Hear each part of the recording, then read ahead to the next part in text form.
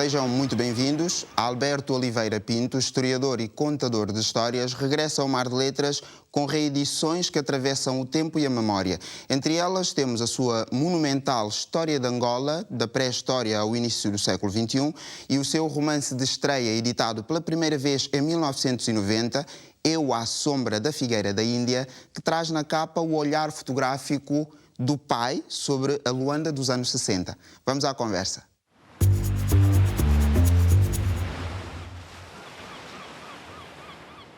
Alberto, seja muito bem-vindo. Para mim é particularmente um privilégio recebê-lo neste seu novo regresso ao Mar de Letras, desta vez com reedições, e vamos aproveitar mesmo para começar logo com esta obra, que já vai em 4ª edição. É caso para lhe perguntar se é porque a edição tem, aliás, a história, a obra, tem tido muita procura, não só pela comunidade académica, mas também por leitores de outras sensibilidades. É verdade, sobretudo pelo leitor comum. É verdade que a obra tem sido consultada pela comunidade académica, que era o que eu pretendia quando a concebi. Eu próprio venho da universidade, eu próprio venho da academia e, como já o disse muitas vezes, desde há 8 anos, a primeira edição foi há 8 anos, em 2016. Desde então que eu achava que era uma obra que se destina a todo o público, mas também pode ser consultada por académicos.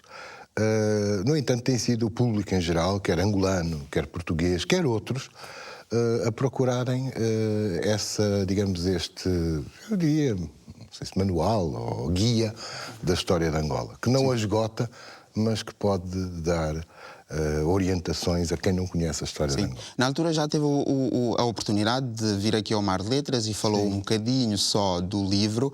Vamos tentar explorá-lo mais, mas acontece que agora, como temos uma reedição com atualizações, ou seja, com alguma revisão... Pontuais, mas são edição. E que revisões e atualizações são essas?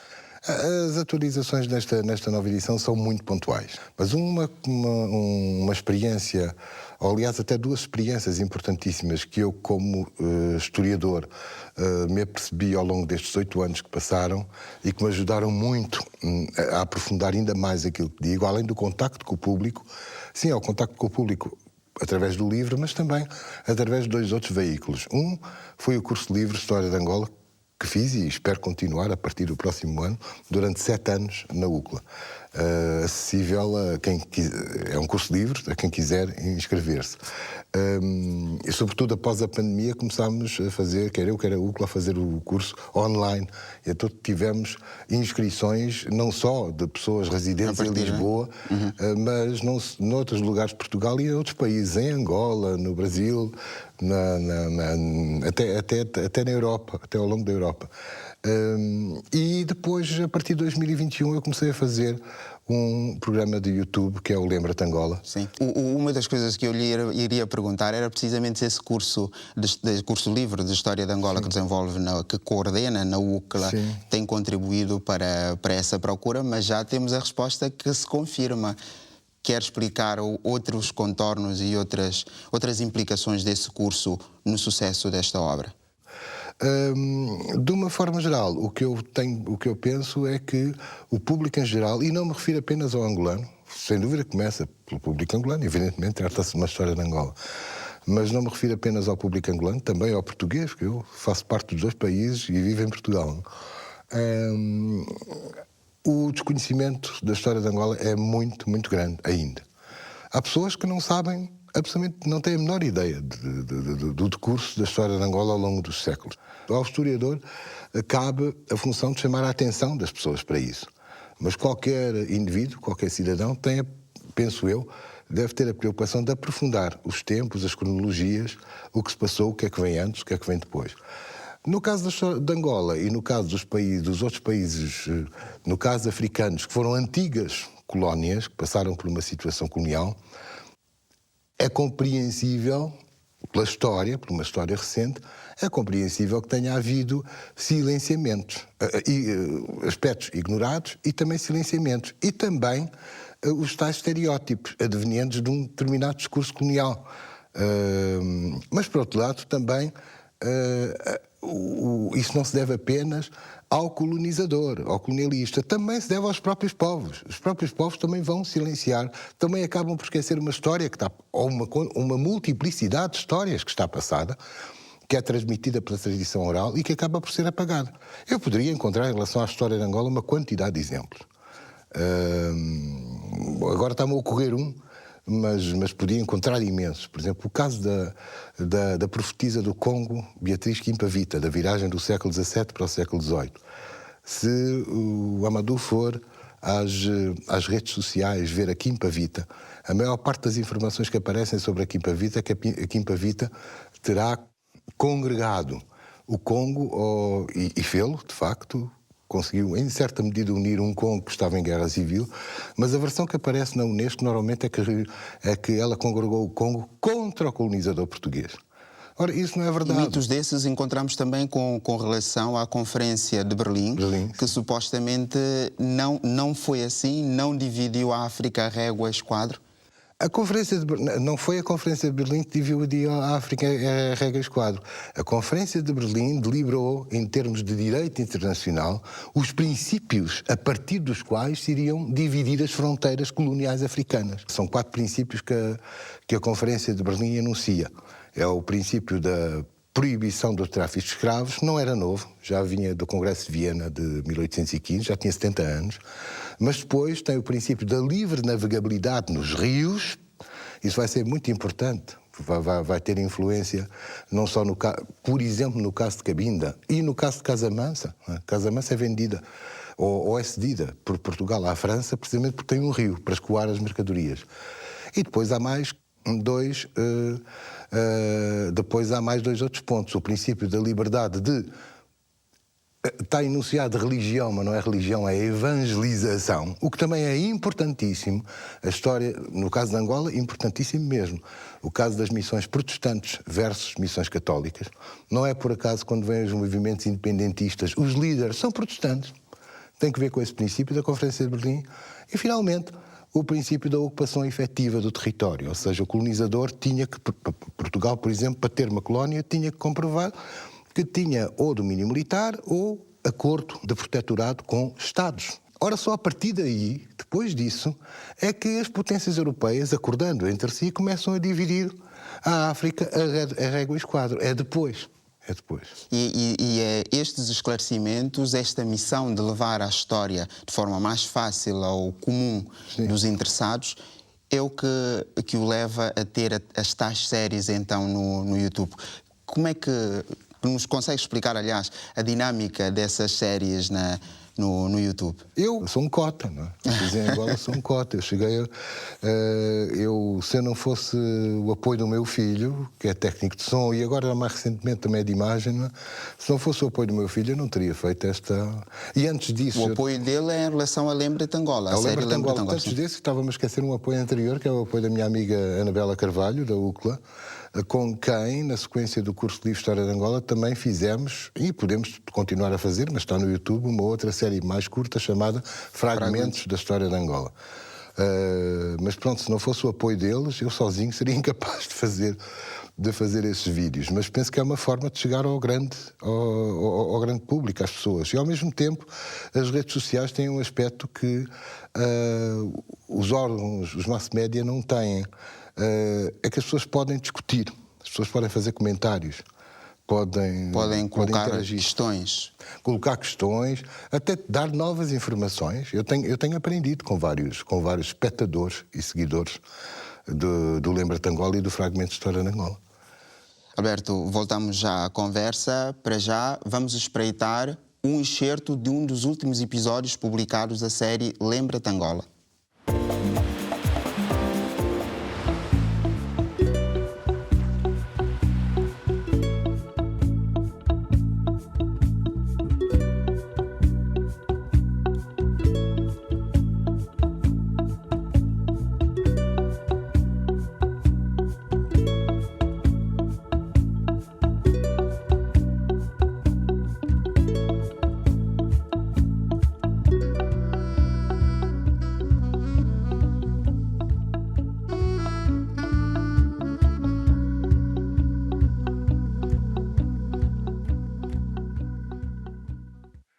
Eu sei que ainda falta um ano para que se completem 50 anos sobre o 11 de novembro de 1975, data da independência de Angola.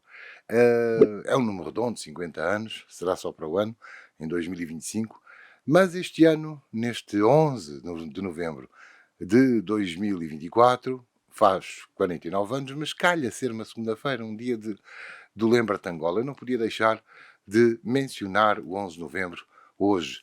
É evidente sobre o 11 de novembro de 1975, há muito a dizer, não dá para o tempo de que dispomos aqui neste nosso espaço semanal, ou agora quinzenal, do Lembra-te Angola. Mas eu posso traçar as linhas que me parecem as mais importantes, não só agora passado quase meio século, como também aquilo a transmitir para o futuro, para as novas gerações.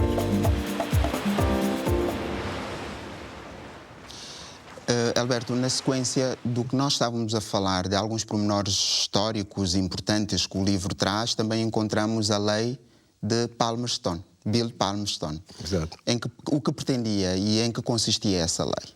Bom, eu penso que o Bill de Palmerston, é assim que se diz em inglês, mas em português pode ser a lei de Palmerston, visto que foi um decreto-lei emitido pelo Parlamento Britânico em 1838, 39, creio eu.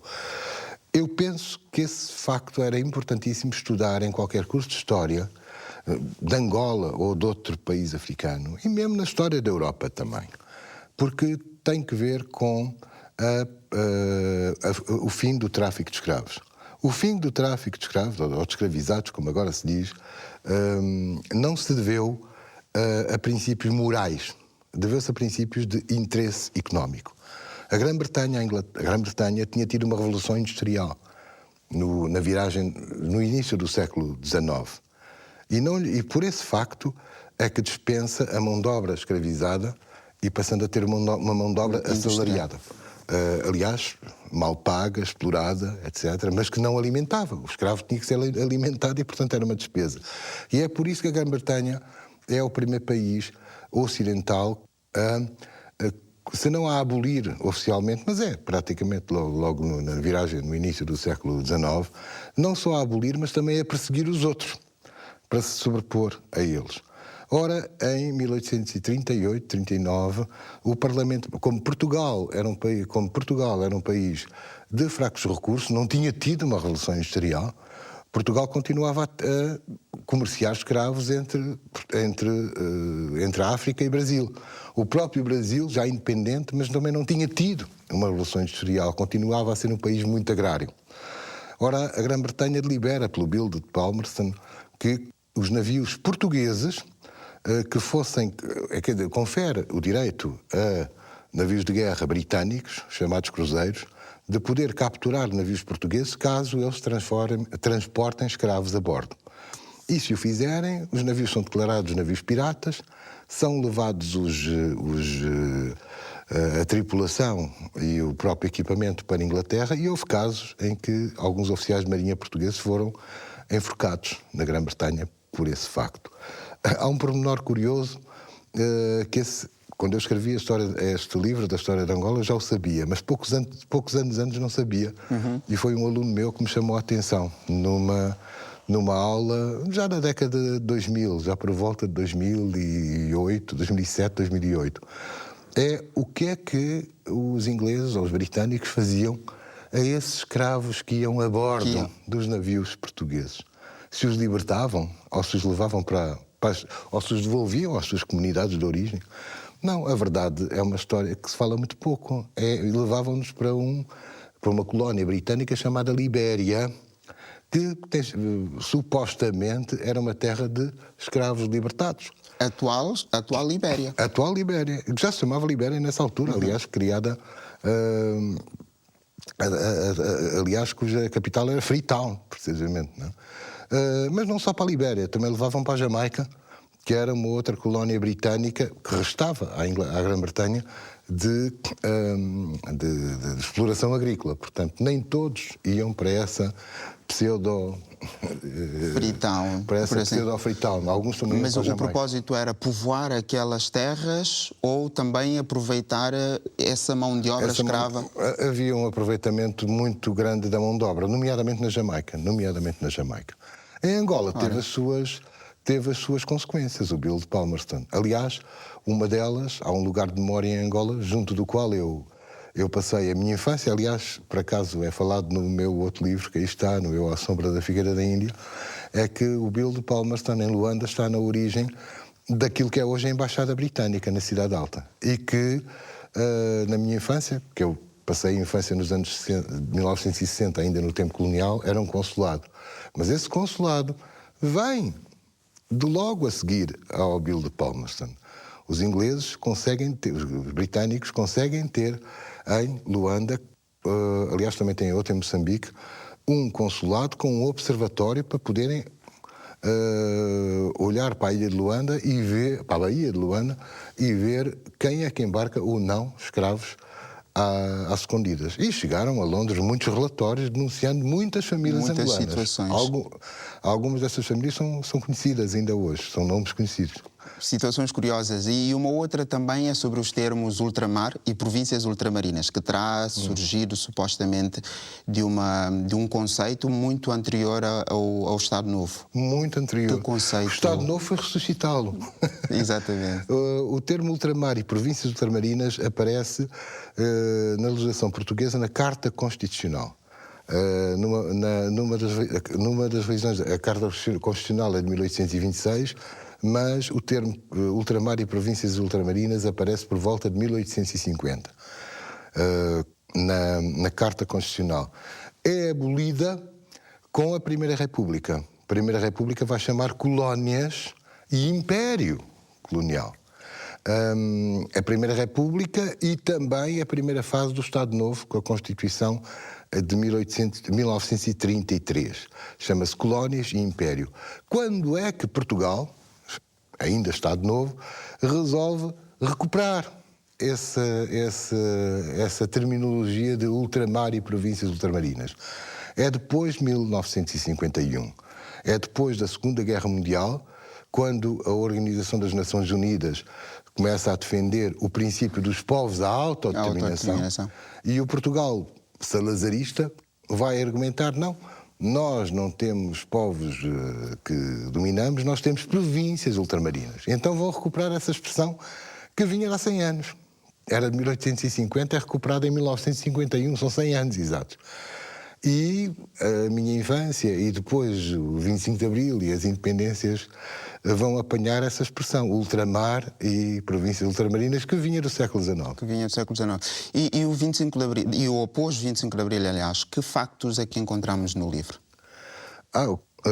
Os factos no pós-25 de Abril é tudo o que diz respeito à independência de Angola e aos primeiros anos de independência de Angola, não é? É claro que a independência de Angola não depende do 25 de Abril. A independência de Angola estava a ser preparada bem antes, não é? A guerra da independência, eu acho que friamente devemos dizer guerra da independência. Os angolanos dizem a luta de libertação, os portugueses dizem a guerra colonial. Eu penso que friamente deve ser a guerra da independência, vinha muito de trás. Mas, cronologicamente, o pós-25 de Abril procura analisar qual a relação entre o 25 de Abril e o processo de independência de Angola, seja naqueles 2 anos, digamos assim, 1974 e 75, e depois os primeiros anos de uma Angola independente até 2002, conforme diz o livro.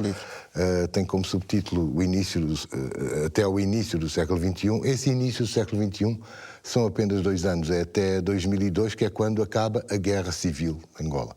Eu procuro analisar, ainda que muito sucintamente, Angola em Guerra Civil. Alberto, vamos ter a oportunidade de falar de projetos futuros. Para já vamos fazer uma pequena pausa para ouvirmos o testemunho de Filipe Zau, Ministro da Cultura de Angola, sobre a obra do nosso convidado.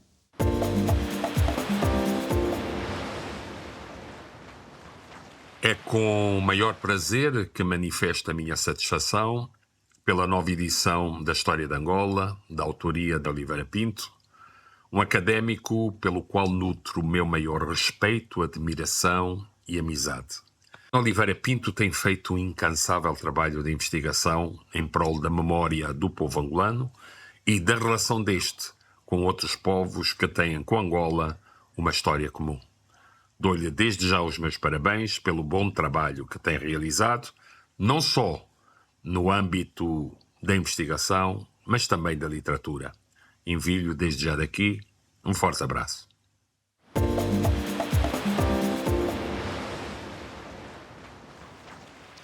Alberto, ainda a propósito desta obra, diz a algures que alguma ou um determinado setor social ou da sociedade portuguesa considera o colonialismo uma palavra maldita. Em que aspecto? Sim, eu acho que a sociedade portuguesa, uma grande maioria, considerou sempre uma palavra maldita, como diz, ou um anátema, porque há um mito que vem de trás, porventura até do século XIX, não é? E depois é aproveitado pelas repúblicas, de um antirracismo português, ou de um racismo brando, ou de um colonialismo brando por parte de Portugal. Quer dizer, o discurso português, se a gente olhar para a historiografia... atenção, já uma vez que estamos a falar da história de Angola, interessa ver, isto tem que ver com a sua questão, interessa ver que histórias de Angola foram concebidas antes da independência de Angola. Que foram as histórias de Angola começam a ser... Não, já houve outros casos anteriores, mas é importante olhar para as histórias de Angola após 1875. 1875 é a abolição da escravatura e, ao mesmo tempo, no mesmo ano e por coincidência, a criação do indigenato. A partir daí, a historiografia e o discurso sobre Angola, não só, mas aqui estamos a tratar de Angola, um dos pontos, um dos argumentos fundamentais é procurar demonstrar que não houve escravatura, que Portugal não escravizou. Ou se o fez, fez-lo de uma forma muito branda a comparar com outros colonizadores. Por outro lado, procurar também mostrar que Portugal fez mestiços, fez mestiçagem, que não haveria racismo, que haveria mistura entre portugueses e africanos. Um bocadinho na linha do lusotropicalismo. O lusotropicalismo é o ponto culminante desta versão, desta visão integracionista. O lusotropicalismo vem mais tarde.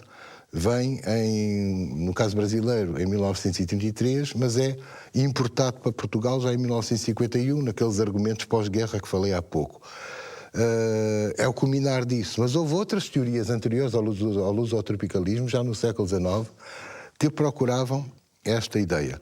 E se a gente olhar para as histórias de Angola, eu não estou a menosprezar a história de Angola do Ralph Delgado, por exemplo, que eu fui leitor e recomendo que as pessoas consultem, mas têm que sempre partir deste princípio. A preocupação de Ralph Delgado, ou Gastão Sousa Dias, ou de outros historiadores, entre 1875 e 1975, 100 anos, estão sempre preocupados em negar ou esconder a participação de Portugal no tráfico de escravos e também esconder o próprio racismo. Portanto, no pós-25 de Abril, efetivamente, Portugal procede a uma descolonização, mas a sociedade portuguesa, durante os 50 anos que decorreram, procura sempre anatomizar a ideia de colonialismo. E, ao mesmo tempo, depois o que vai contribuir para isso, isto agora é um ciclo vicioso, nós não sabemos onde é que começa o ovo ou começa a galinha, ao mesmo tempo há uma ignorância acerca da história,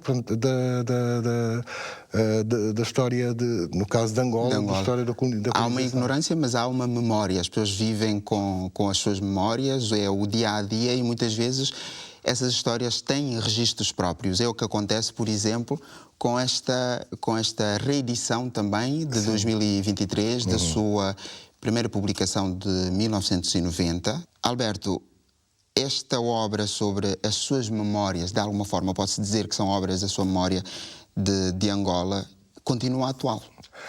Sim, essa obra, enfim, não sei se é o meu primogênito, pelo menos é o primeiro livro público, eu já escrevia muito antes. Mas é realmente o meu livro de estreia, é verdade. Eu à sombra da Figueira da Índia. Tem memórias, portanto é uma história que parte efetivamente de memórias minhas, embora eu tentei ficcionar e tentei dar-lhe um cunho de ficção, não propriamente um livro memorialista. Mas não deixa por esse facto de ser, penso eu, como muitas outras obras que têm aparecido, um documento também para a história e para quebrar as memórias. É engraçado como muita gente, ao ler esse livro, umas acabam por ver coisas que já não se lembravam, outras vão ver, olha que engraçado, como é que Luanda era assim, ou como é que essa zona de Luanda era assim. Mas quando me fala das memórias e por contraposição à ignorância, eu penso que não há problema nenhum em as pessoas serem ignorantes. A questão é quererem continuar ignorantes. Pois, quando as pessoas querem continuar ignorantes, isso é que é de preocupar. Agora, quando se tem a preocupação de saber, aí é muito diferente. E relativamente às memórias, às pessoas que têm memórias das vivências, nomeadamente em Angola, das vivências do tempo colonial, porque, como sabe, houve uma vinda abrupta, não é, de muita gente, houve uma diáspora muito abrupta de Angola para outros lugares, nomeadamente para Portugal, não só de pessoas de origem europeia, de origem portuguesa, mas também outras pessoas angolanas. Houve uma fase da minha vida, eu tive várias formas de voltar a Angola, várias formas de retomar o contacto com Angola. Uma delas terá sido essa, quando eu tinha 21 anos apenas. Foi a primeira versão eu publiquei já com 28 anos, mas a primeira versão eu escrevi com 21 anos. Eu tinha vindo de Angola ainda antes dos 12, não? E eu estava, portanto, ao escrever A Figueira da Índia, eu próprio a encontrar coisas que já não me lembrava que me lembrava, como se estivesse a vasculhar num baú. Sim. E como é que conjuga agora essas memórias daquela altura com a fotografia da capa desta reedição, que é uma fotografia tirada por seu pai? Pronto, isso é porque eu achava, já o meu pai deixou, olha, começamos a falar dele, então pronto, eu ia falar de outras pessoas com memórias. Nós vemos hoje, então se olharmos para as redes sociais, nomeadamente para o Facebook, o número de pessoas que publicam fotografias de Angola no tempo colonial e que é um acervo fabuloso, é uma fonte da história espantosa para nós, para quem está a estudar. Historiadores e não só. E eu verifiquei que realmente em casa do meu pai existe esse acervo. O meu pai tinha o privilégio de ter uma máquina que tirava slides. Nem toda a gente tinha acesso a isso. E nós vivíamos no Beco do Balão, na Cidade Alta. O meu pai era diretor do Banco de Angola. E normalmente ao fim de semana, porque durante a semana o meu pai tinha muito trabalho, não é? Mas ao fim de semana às vezes o meu pai tirava fotografias da paisagem. Essa é uma delas. Não é? Era uma dessas fotografias. Que aliás vê-se que é um domingo, visto que essa rua que aí está era uma rua com... Essa rua e essas barrocas tinham muito movimento de transeuntes e de automóveis. Isso é um domingo de manhã. Eu achei que agora nesta edição ficava bem uma fotografia tirada do meu pai. Mas, de facto, o meu pai tem um acervo considerável de fotografias em vários pontos de Angola. Que talvez lhe possam servir depois para capas de outras edições ou outras publicações sobre as quais poderemos voltar a ter a oportunidade de falar aqui no Mar Letras, porque, infelizmente, o nosso tempo acabou, Alberto. Sim, senhor. Muito obrigado. Foi um gosto. Obrigado. E assim fechamos mais uma página do Mar de Letras, com um encontro marcado para a nossa próxima emissão, em que não dispensarei a sua companhia. E até lá!